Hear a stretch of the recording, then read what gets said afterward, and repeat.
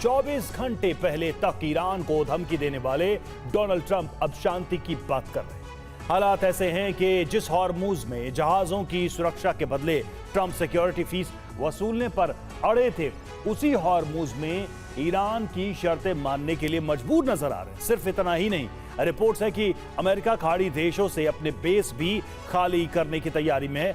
सवाल उठ रहा है कि क्या ईरान की शर्तों पर युद्ध विराम ही ट्रंप के पास आखिरी विकल्प है, और क्या इस युद्ध के बाद ईरान अरब के खलीफा के तौर पर स्थापित हो चुका है?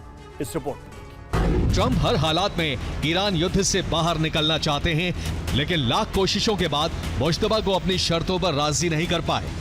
अब हालात ऐसे बन चुके हैं कि ट्रंप हॉर्मुज में ईरानी मॉडल को स्वीकार करने के लिए मजबूर है, और मीडिया रिपोर्ट्स में दावा है कि अमेरिका सीक्रेट रूप से अरब के बेस खाली करने की तैयारी में है।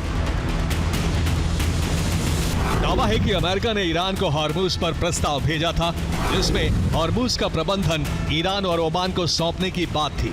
इसके लिए एक खास प्लान बनाया गया, जिसे ईरान ने खारिज कर दिया है। ईरान ने साफ कहा है कि हॉर्मुज सिर्फ ईरान की मर्जी से खुलेगा, और रूट भी ईरान खुद ओमान के साथ मिलकर तय करेगा। युद्ध शुरू होने के बाद हॉर्मुज में जहाजों के गुजरने के लिए दो अलग अलग रूट बनाए गए।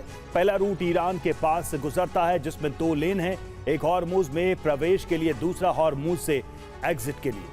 ठीक इसी तरफ अमेरिका ने हॉर्मुज के दक्षिणी छोर पर एक रूट तैयार किया, जो ओमान के पास से गुजरता है। ट्रंप का प्लान था ईरान को हॉर्मुज में प्रवेश करने वाले जहाजों का कंट्रोल दिया जाएगा, यानी हॉर्मुज में जहाजों की एंट्री ईरानी जल क्षेत्र से होगी, जबकि जहाज बाहर ओमान के जल क्षेत्र वाले रूट से होकर निकलेंगे। लेकिन ईरान ने ट्रंप के प्लान को खारिज कर दिया।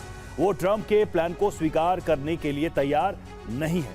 ईरान हॉर्मुज से सिर्फ एक सिंगल मार्ग बनाने की तैयारी में है। ये नया मार्ग न तो हॉर्मुज के उत्तर में होगा, ना ही दक्षिण मार्ग पर होगा। इसे ईरान ओमान के बीचों बीच बनाया जाएगा, उस इलाके में जहां हॉर्मुज का सबसे गहरा जल क्षेत्र मौजूद है। लेकिन इस मार्ग से गुजरने के लिए सिर्फ एक ही लेन तैयार की जाएगी, जिससे एक वक्त पर एक दिशा से सिर्फ एक ही जहाज गुजर सकेगा।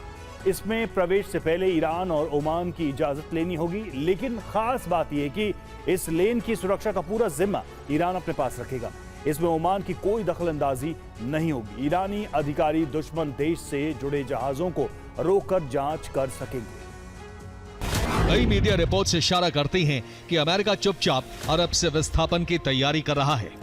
अमेरिका बहरीन और कुवैत से अपनी सेना हटा सकता है। सेंटकॉम के पूर्व चीफ जनरल फ्रैंक मैकेंजी ने कुछ दिन पहले ही कहा था कि अमेरिका को अपने बेस रीलोकेट करने होंगे, क्योंकि अब ईरान की रेंज में उसके सारे बेस आ चुके हैं और अमेरिका को बड़ा नुकसान हो रहा है। खुद को ताकतवर दिखाने के लिए बीते 24 घंटे में डोनाल्ड ट्रंप ने बैक टू बैक 5 दावे किए। ट्रंप का दावा था कि वीकेंड पर जो हमले उन्होंने रद्द किए, उसकी गुजारिश अरब देशों के साथ ही ईरान ने भी की थी। लेकिन ईरान ने इसे झूठा करार देते हुए साफ साफ कहा है कि वो युद्ध के लिए हर तरह से तैयार है। साथ ही ट्रंप ने दावा किया है कि समझौते पर करीब करीब बात बन गई है और ईरान हॉर्मुज खोलने के लिए तैयार है। लेकिन ईरान ने इस दावे को भी झूठा बताया, कहा कि हॉर्मुज को लेकर उसकी ओमान से वार्ता जारी है। दावा यह भी हुआ कि अमेरिका हॉर्मुज पर ईरान से बात कर रहा है, मगर ईरान ने साफ कर दिया हॉर्मुज पर अगर बात होगी तो सिर्फ ओमान के साथ होगी। रिपोर्ट्स में यह भी दावा हुआ है कि ईरान ने हॉर्मुज को लेकर अमेरिकी प्रस्ताव स्वीकार कर लिया है, लेकिन ईरानी विदेश मंत्री ने ट्रंप के दावों को झूठा बताया और कहा कि ईरान ने इस प्रस्ताव को खारिज कर दिया। नई लेन पर ओमान से चर्चा जारी है। ट्रंप ने सबसे बड़ा झूठ मीडिया कैमरे पर यह कहा कि सोमवार से ईरान और अमेरिका की वार्ता शुरू हो सकती है, लेकिन ईरान ने साफ शब्दों में इसका खंडन कर दिया। कहा कि सोमवार से वार्ता नहीं हो सकती, क्योंकि आज वार्ता का कोई प्लान नहीं है। खान न्यूज की रिपोर्ट में दावा है कि ट्रंप के आखिरी वक्त पर फैसले से नेतन्याहू नाराज है। ईरान पर अब तक के सबसे बड़े हमलों का प्लान था।